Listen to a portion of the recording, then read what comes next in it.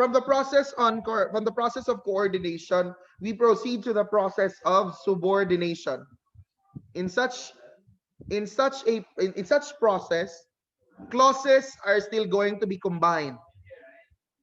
We have at least two clauses that are going to be joined together, but this time we will not use any of the words in fan voice, nor are we going to use the conjunctive adverb placed between the semicolon and the comma.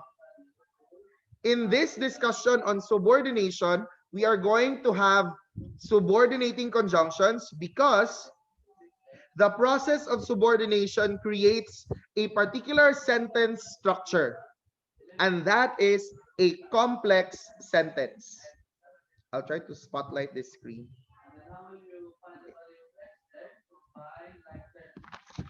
Wait. How does a complex sentence look like, or how is it constructed? When we have a complex sentence, there will have to be at least two clauses.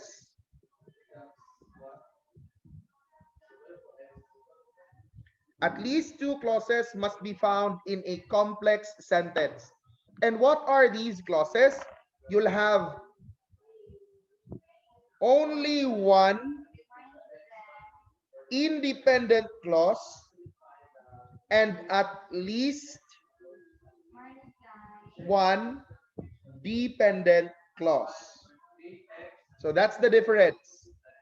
Only one, take note, only one independent clause and at least one dependent clause should be found in a sentence created through the process of subordination. And that sentence created is what we call a complex sentence. What makes, again, a clause a clause? I always bring that up because students tend to forget how a clause is supposed to look like. Them, what are the requirements, of a clause to be called a clause? A clause should have a subject and a predicate here. That's one requirement. It should have a subject and a predicate, which means that it should at least be a group of words. We might want to begin with that requirement. A clause has to be a group of words with a subject and a predicate. And that group of words with a subject and a predicate should be able to convey an idea which you could describe as complete or incomplete. If the idea is complete, the clause is an independent clause. If the idea or thought is incomplete, we term that a dependent clause. The incompleteness of the dependent clause makes it dependent on an independent clause for it to exist in a sentence. And in doing so, by the time you attach a dependent clause to an independent clause, that's where the process of subordination comes in. That's how the process of subordination is done. For example,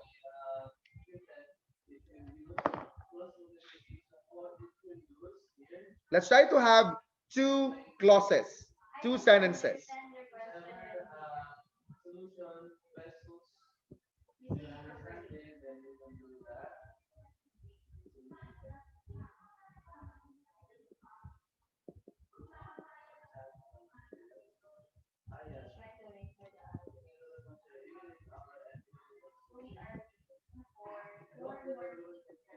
So you have these two sentences that we would like to combine using the process of subordination. So you have the first one, my bag got wet. And the second one is, I did not bring an umbrella. Before you create the sentence, you have first to determine the relationship between the two sentences. What relationship can you find here, Jacob?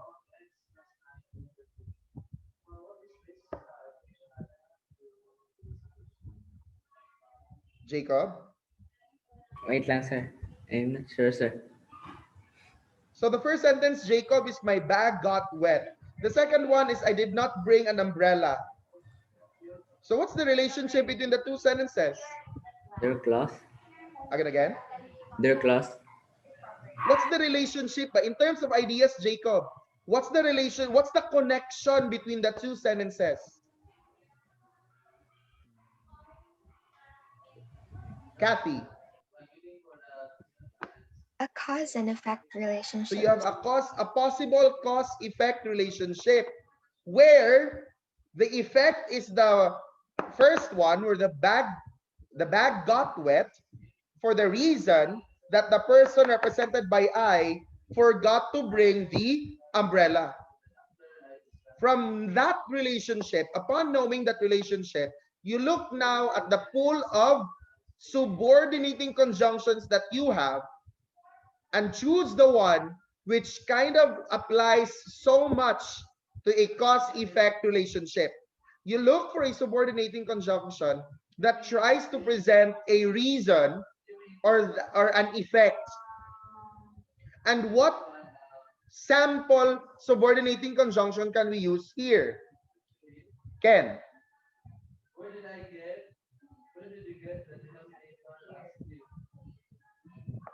Because. We can use because. Correct. So now that we have known the relationship of the two sentences, now that we have identified a possible subordinating conjunction that we can use, we will now try to combine these two using the process of subordination. So we can have a sentence that goes, my bag got wet because I did not bring an umbrella.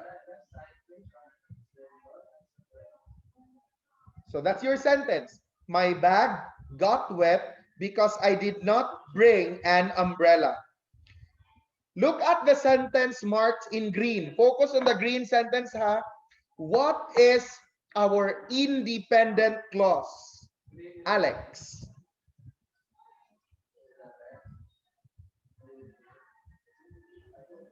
I did not bring an umbrella.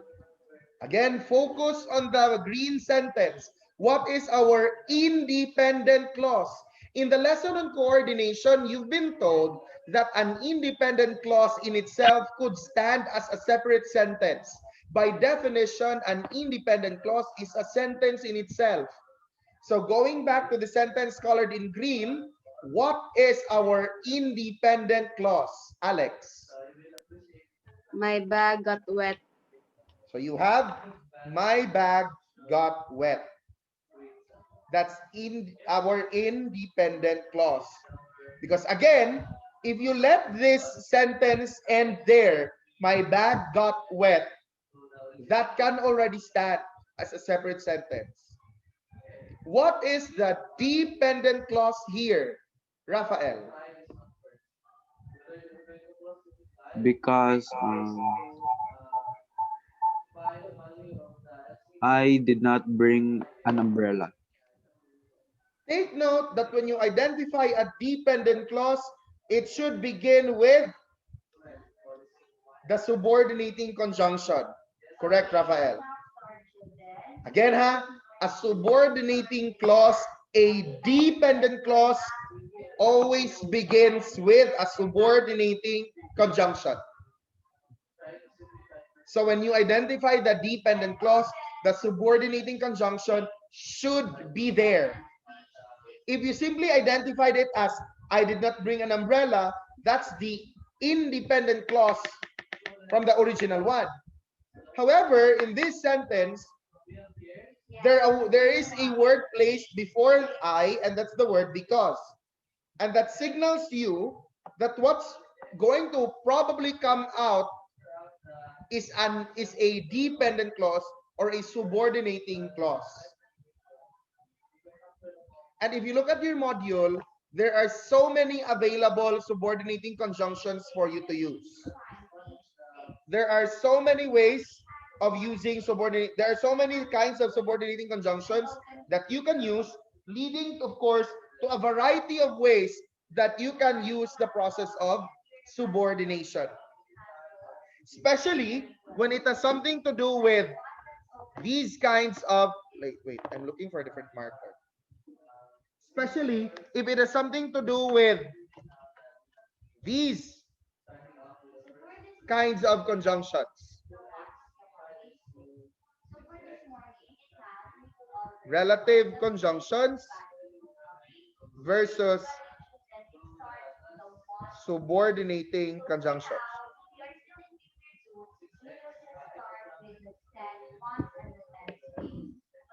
These two kinds of junctions are both applicable for use in the process of subordination. When you talk about subordinating conjunctions, there are of course your normal conjunctions like because, so that, even if, though, although, as long as, after, before. They are the common subordinating conjunctions. But let us not also forget that there are relative pronouns that can function as conjunctions. That is why we term them as relative conjunctions. So what words am I referring to? What relative pronouns are we trying to consider as subordinating conjunctions? You have words like who, which, that. You even have whom, whose. You have the list that goes on until when, where, why. Some of these are relative pronouns, but at the same time, they function as relative conjunctions. But please take note, the moment they function as relative conjunctions, the moment they function as conjunctions, they will now be part of a dependent clause. They are not merely pronouns. They are now forgetting their being a regular pronoun, but they are now trying to embrace a new role, and that's as a conjunction to open or begin a dependent clause. So let's try to have an example for that. So what if your sentence looks like this? Wait, table is still kind of wet.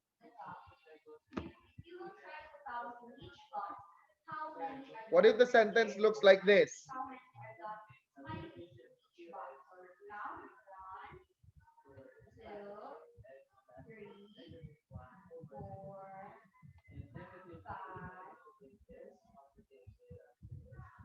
That's the sentence. The bag which I own is new. What is the independent clause in this sentence? Take note. What is the independent clause in this sentence, Ken? The bag is new. Correct. Independent clause is marked in red.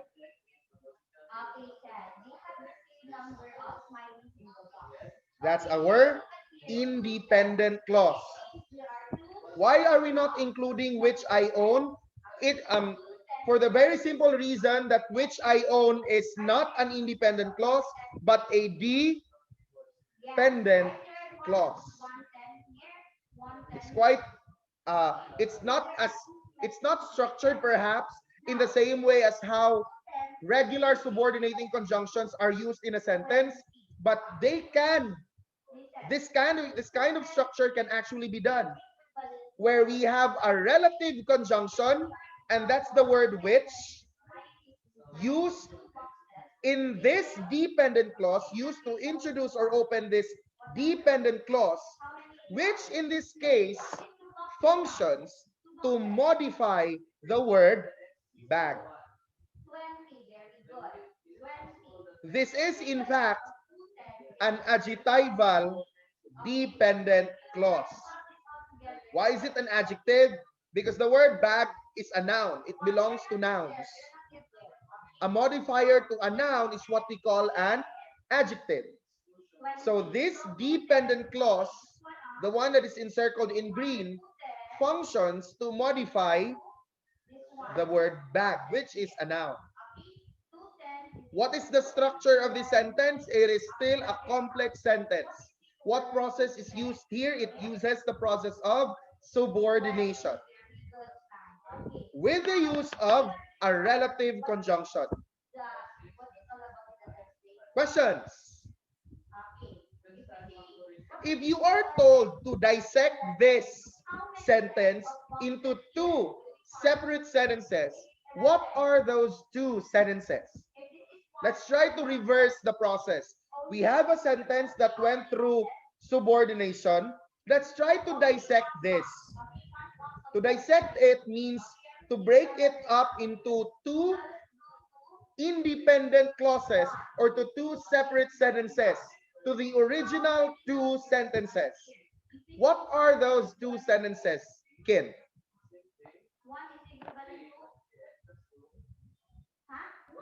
In where, sir? Again? What are the two sentences that we have combined to create this one? The boy is It's new. back. Sorry, it's back. It's not The boy, it's bag. back. The bag is new, sir. Then the bag, the bag which I own, and the bag which is new. I Huh? think What's the second sentence? The first sentence, you got it right already. The bag the is bag new. is What's new. the other sentence? The bag which I own. That's not I a think sentence though. the bag. Yeah, joke. Um, wait. The other sentence could probably be composed of just 4 words. The bag I own, sir. The bag I own. The bag I own is a noun phrase.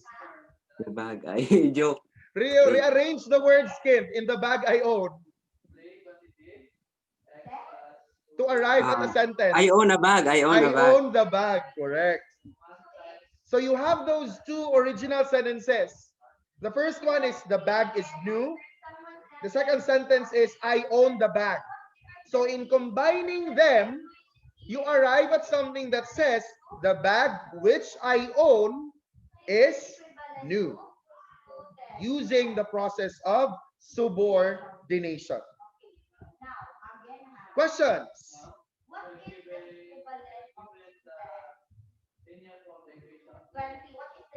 Questions? Please ask. I hope by now you can now imagine how your QE is going to look like.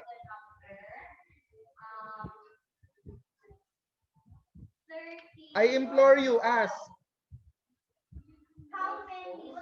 Okay, I'll write in sentences on the table, and then I'll request one of you to combine them using the process of subordination. And will you use a relative conjunction or a subordinating conjunction? Let's see what the demand of the sentence is. I will not show you this. I'll put my phone for a while so that everybody will have the same time to look at the sentence.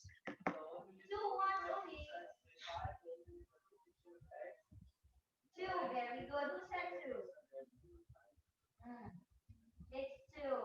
It's two. Okay. Just proceed with 21.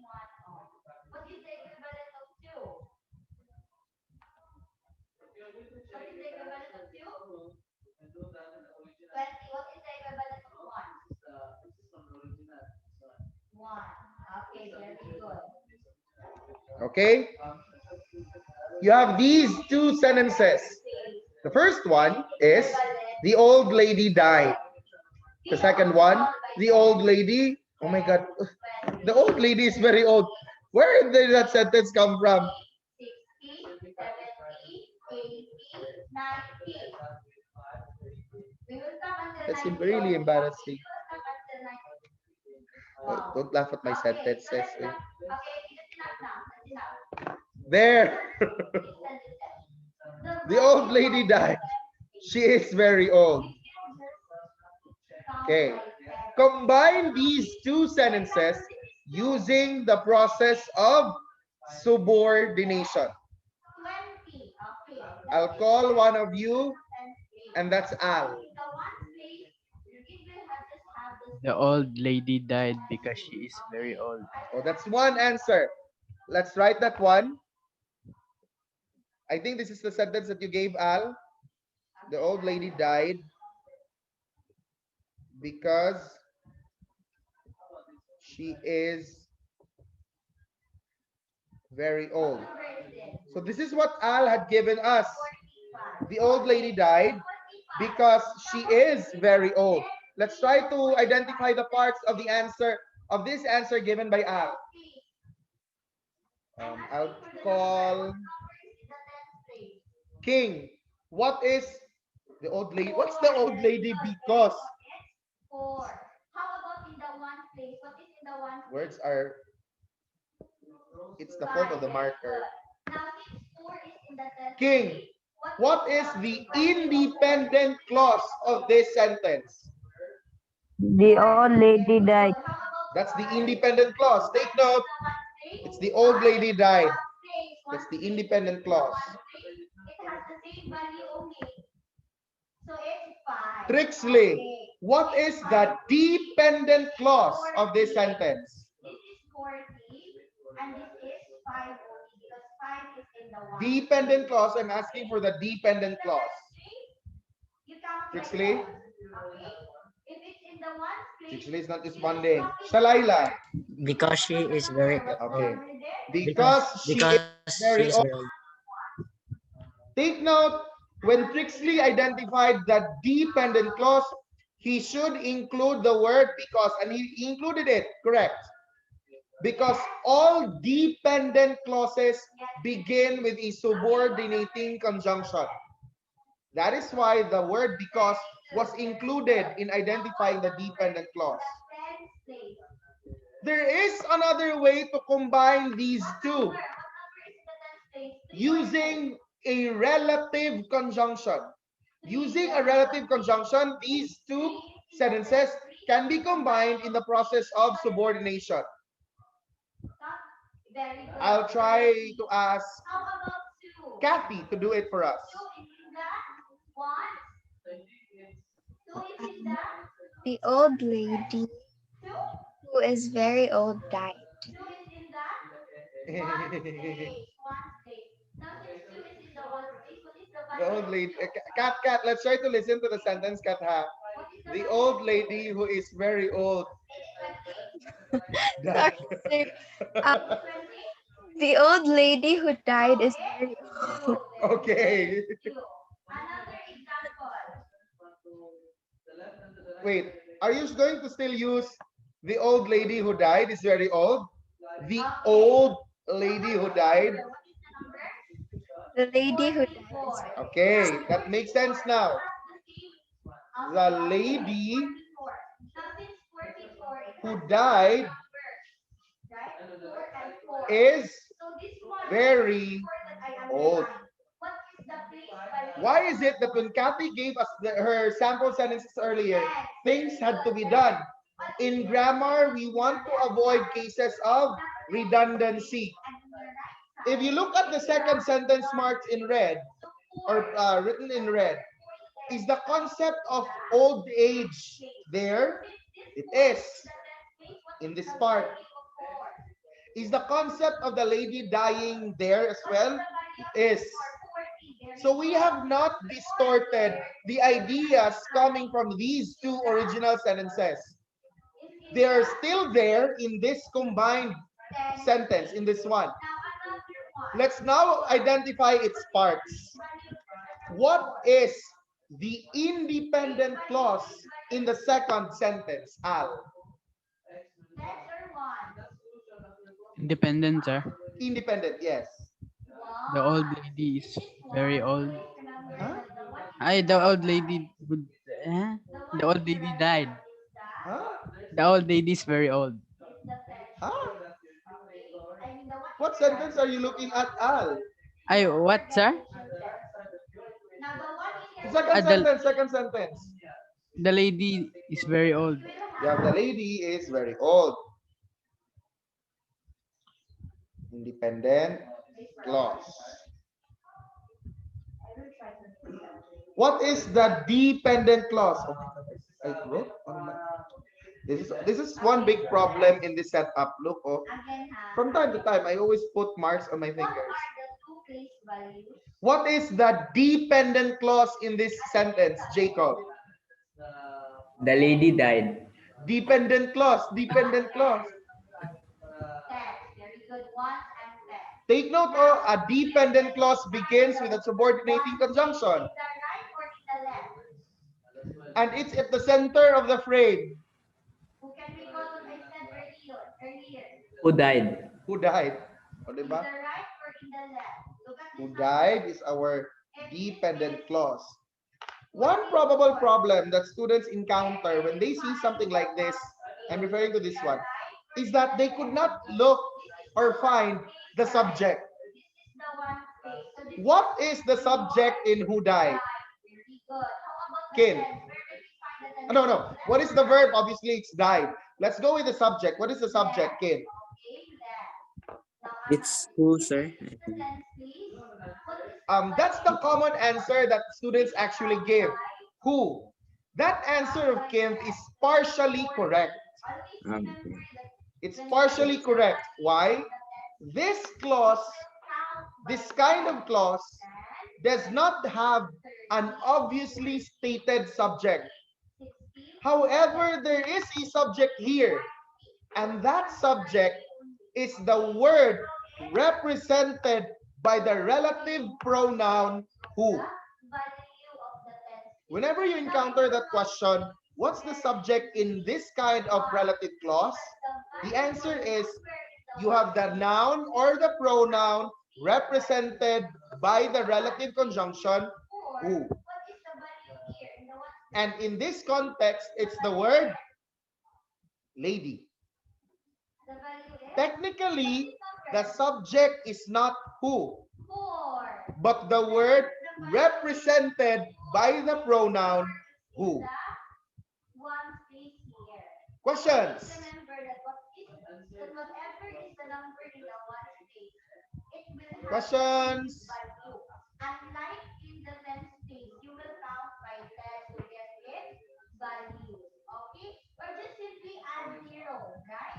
You just add Do we have some questions? another example.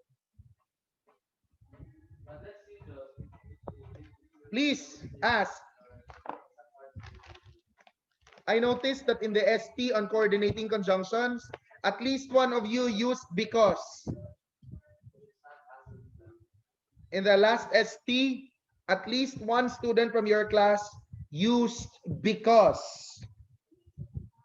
And I don't understand why the word because came out. The letter B in fanboys is for the word but and not because. So even if the answer makes sense, even if the answers, even if the idea from the answer is quite there, I did not give the answer any score at all because it did not follow the process of coordination. That lesson was anchored on coordination.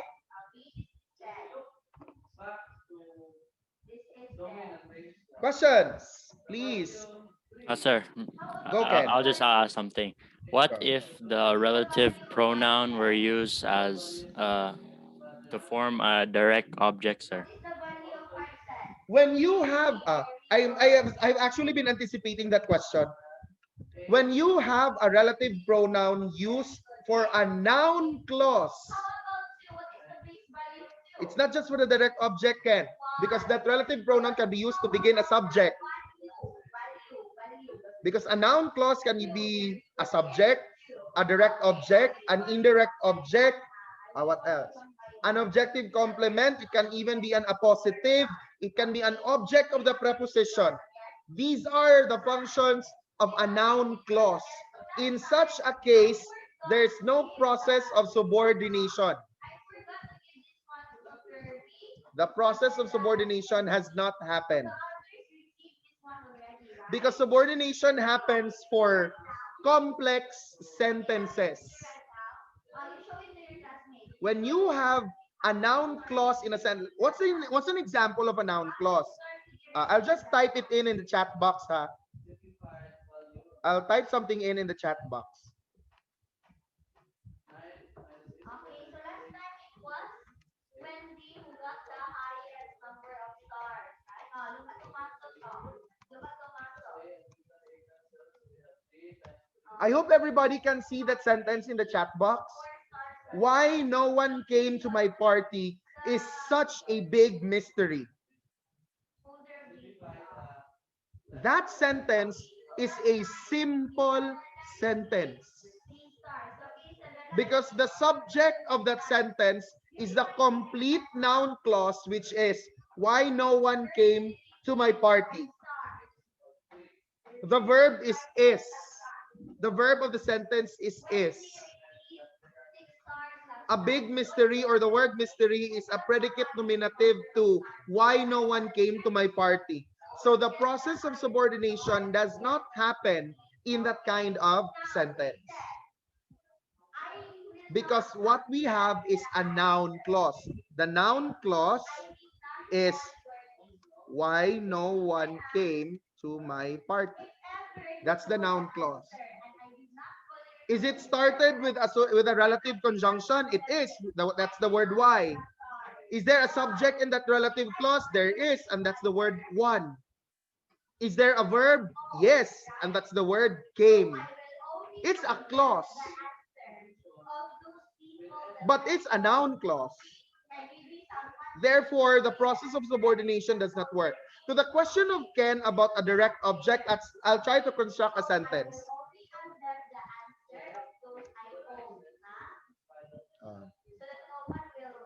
So that no one will feel na someone stole their answer. Okay?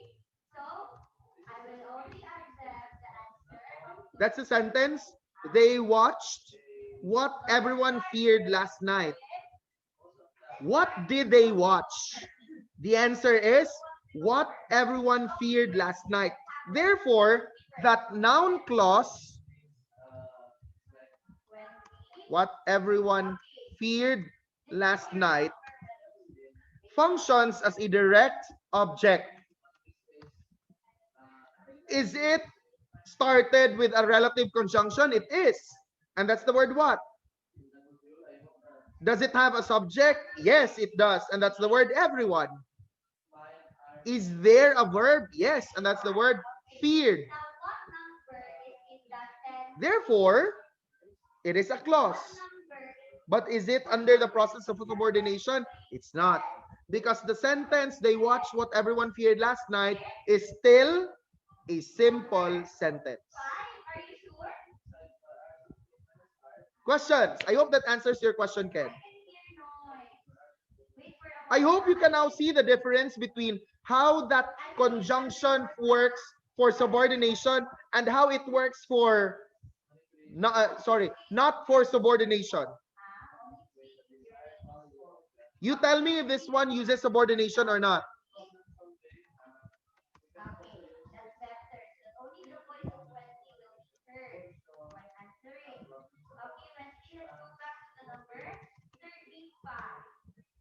They gave whoever arrives early a gift check. Is subordination there or not? Three, very good. Okay. Now, what is the value of 310? Is there subordination in this sentence, Al? No, sir. Correct. Subordination does not exist in this sentence. But is there a clause inside the sentence, Al? Yes. And what is that clause, Al? Whoever arrives early. Correct. The noun clause is whoever arrives early. And what is its function? It's an indirect object. It receives the direct object. Like they gave a gift check. Who will receive the gift check? Whoever arrives early. The recipient or the receiver of a direct object is named or termed as the indirect object. Therefore, subordination does not happen. Different from this. Very good. The value is 4. So 1 star for Klein. Thank you, Klein. Now who wants to be next? Who wants to be next? You are not already. You know the nature of my sentences already. Okay, They're morbid, they're about death, they're about people dying. Tomato. The person who saw me in the mall was killed last night. What is the clause? What is the clause inside our sentence here? Ben. Tomato. 89. What is the please Who value? saw me in the mall was killed, sir. The clause. And what is the value? What is the sentence? The person who saw me in the mall was killed last night, sir. That's So what's the clause inside that sentence? There is a clause, a dependent clause that we have placed inside that sentence. What is it? who Unmute yourself there. who saw me in the mall, sir. Okay, correct. There you unmute yourself. You have who saw me in the mall as a sample relative clause. It's describing the word person. Okay, what is the And so that sets the difference between them. Questions? Thank you for that question, Ken. Questions? tense? And since So please go over the FT items and then we'll check them on Thursday. So that will be all for now, grade 9. Goodbye and thank you.